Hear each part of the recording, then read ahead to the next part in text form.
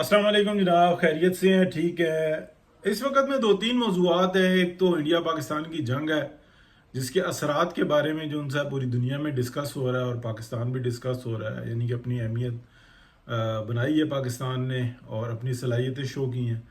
लेकिन उससे बढ़ के इस वक्त में जो एक नया मौजू है और पूरी दुनिया देख रही है कि जब से अमरीकियों के इनखला का मामला आया है तो ऐसा लगा कि जैसे ईरान के ऊपर अमेरिका और इसराइल हमला करने वाले हैं। यानी कि अमेरिका खुल के सामने आता है या पीछे रह के हिमायत करता है और पूरी मदद करता है। यानी कि दोनों तरह से देखा जाए तो ये अमेरिकन आप कह लें कि असले का इस्तेमाल होगा या अमेरिकन खुद भी फ्रंट पर आएंगे। और नाम ये है कि जनाब ईरान के अंदर जो एटमी जो उसकी सलाहियत है उसको रोकना या उसको बिल्कुल जैसे वो मार्स रिस्ट्रिक्शंस वाला जो था ना इराक के अंदर जो मसला था वो ही है। अब देखें, जो मालूमात आ रही हैं वो मुख्तलिफ हैं। जो ब्लॉगर्स हैं वो दे रहे हैं, जो इंटरनेशनल जो जरीदे हैं वो पढ़ रहे हैं और वो बता रहे हैं। कुछ अपनी तो इस तरह की कोई मालूमात नहीं है, लेकिन ये है कि ना इतना कोई इंटरेस्ट है, लेकिन जो मालूमात थोड़ी बहुत ही मिलती हैं उसके साथ जो है ना शेयर कर देते हैं। आज से तकरीबन 2.5-3 महीने पहले के मेरे व्लॉग्स देखे, उसमें मैंने वजाहत के साथ बताया कि यार ईरान को ना यहाँ पे कैलकुलेट किया गया कि उसकी अहमियत अफादियत है कितनी इस खत्ते के अंदर। लेट सपोज ईरान का हाल भी जो है वो फ़लस्तीन जैसा कर दिया जाता है।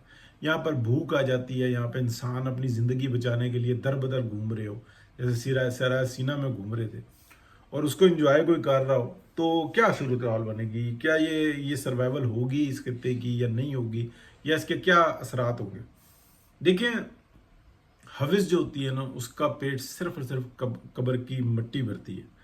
तो उस वक्त में मैंने आपको बार बार ये बताया कि नहीं, ईरान को कुछ ना कुछ ऐसी हेल्प मिली है कि इसराइल का जो हमला है इसके ऊपर ये इतना आसान नहीं होगा, और अगर होगा तो रिस्पॉन्ड आएगा अपना ईरान की तरफ से, और बहुत भयानक रिस्पॉन्ड आएगा।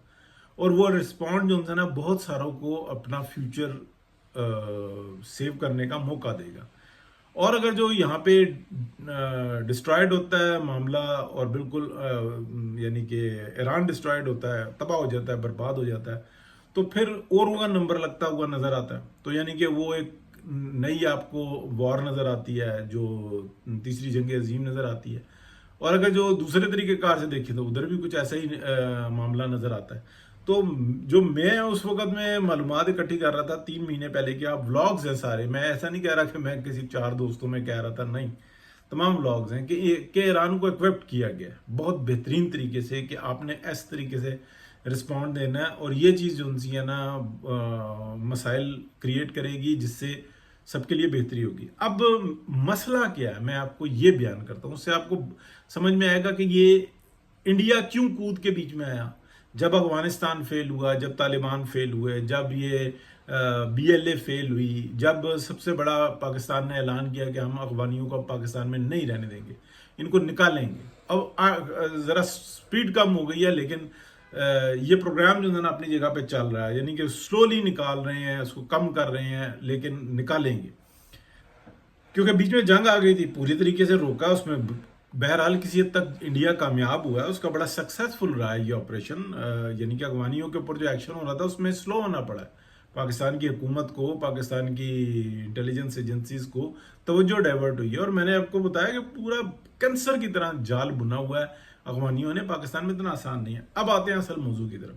देखें, CPEC जो उनसे ना एक आ जाता है चाइना पाकिस्तान इकोनॉमिक कॉरिडोर, ये आ जाता है, यानी कि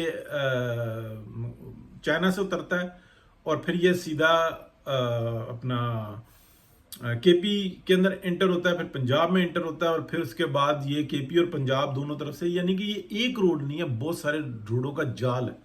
फिर ये बलूचिस्तान में मेन इसको यानी कि वो खड़ा होता है, और यहाँ पे पूरा बलूचिस्तान जो है ना इसको खुशहाल करता है। ठीक है ना, ये खुशहाल करता है। यहाँ पे एग्रीकल्चर, इंडस्ट्री, ये सब कुछ जो है ना बलोची जो उनसे है ना, जो हमारे भाई हैं, वो बेहतरीन खुशहाल होंगे। क्योंकि इस प्रोग्राम में जैसे जैसे ये आगे बढ़ेगा तो बहुत कुछ चाहिए होगा सिर्फ स्टे के लिए चाइना को। ठीक है, चाइना का सिर्फ 60% का जो एग्रीकल्चर और इंडस्ट्री का जो एरिया है 60%, उसका जो फ्लो आएगा वो इसी रास्ते से आएगा।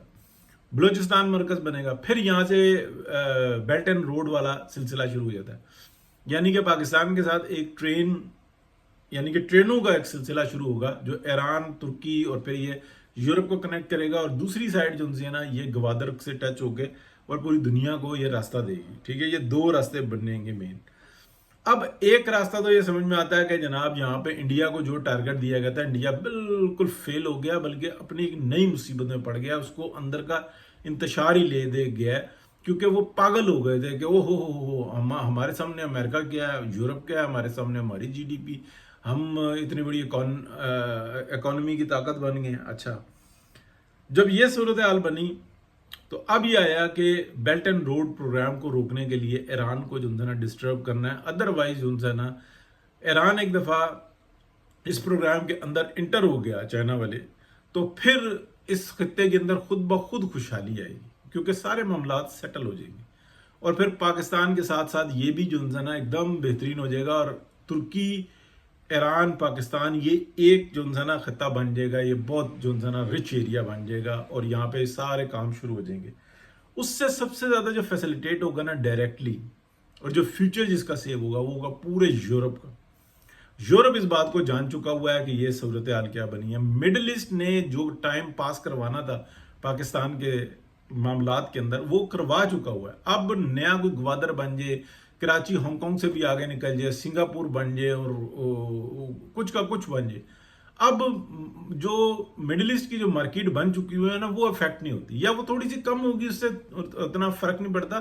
बल्कि वो ये भी कहते हैं कि मे बी के पाकिस्तान के अंदर अब ये मार्केट बनने से मिडिल ईस्ट की मार्केट मजीद बढ़े, ये भी इम्कानात हैं, लेकिन फर्क उनको कोई नहीं पड़ता। वो जो बैड टाइम था तो वो एक अपनी सूरत हाल में, हाँ एक दफा पाकिस्तान खुशहाल हो जाता या बहुत बड़ी मार्केट बन जाता, तो फिर ये ना दुबई ने बनना था, ना शारजा, ना कतर, ना ओमान, इन लोगों, इन जो उनसे ना खत्तों की ये अहमियत तो बननी ही नहीं थी, क्योंकि वो रेगिस्तान का एरिया ये सब कुछ, लेकिन अब बन चुके हुए हैं। अब जो ये सूरत हाल है ना, इसको आप मद्देनजर रखें तो बहुत मुश्किल लगता है। हाँ, इतवार को जो मुज़ाकरात वगैरह हो रहे हैं उसके अंदर कोई ना कोई पैचअप, कोई बात हो जाएगी, ट्रम्प कहेगा हाँ हाँ हाँ जीत गए, ये सब कुछ हो गया, वादे मुरादे होंगे। मेरी अपनी दानिश के अंदर मालूमात इस वक्त में नहीं है, मेरे पास मालूमात वही है जो 2.5-3 महीने पहले की थी, जो व्लॉग्स की सूरत में शामिल है। तो इस वक्त में लग नहीं रहा कि कोई अटैक होगा। हाँ, दोनों साइड से कार्ड प्ले हो रहे हैं, ये मैं जरूर कह सकता हूं उस वक्त की मालूमात की बुनियाद पे कि अगर ऐसा हुआ तो रिस्पॉन्ड बहुत बुरा होगा। हाँ, उस रिस्पॉन्ड को अगर ये पहले से ही जानते हैं, उसको डिस्ट्रॉय कर जाते हैं तो फिर कुछ कह नहीं सकते। लेकिन अगर जो नहीं काबू कर पाते तो जो नतीजा निकलेगा वो भयानक होगा। तो अल्लाह पाक जंगों से, फितनों से, फसाद से महफूज रखे। जो सूरत हाल चल रही है वो ऐसी है कि जो यूरोप और अमेरिका है ना, उनके खराजात मामलात वो बहुत बढ़ चुके हुए, नाकाबिले बर्दाश्त है। वो अपने बोझ तले खुद जो है ना दब रहे। तो यूरोप को यहाँ से तो ऑक्सीजन मिलेगी, लेकिन अदर क्या होगा? अमेरिका जिस तरीके से वो बौखलाया हुआ है, जिस तरीके से इमिग्रेशन की पॉलिसीज है, वो जो नए तर्ज पर चला हुआ है, तो अभी मजीद उसने 4 साल इस तरीके से चलना है। तो वो भी जो है ना एक खतरा है कि ये सिस्टम चल पाएगा नहीं चल पाएगा। यूरोप में क्या होता है, बाकी दीगर जगहों पे क्या होता है, देखते हैं। अल्लाह खैर करेगा जी। अल्लाह हाफिज़।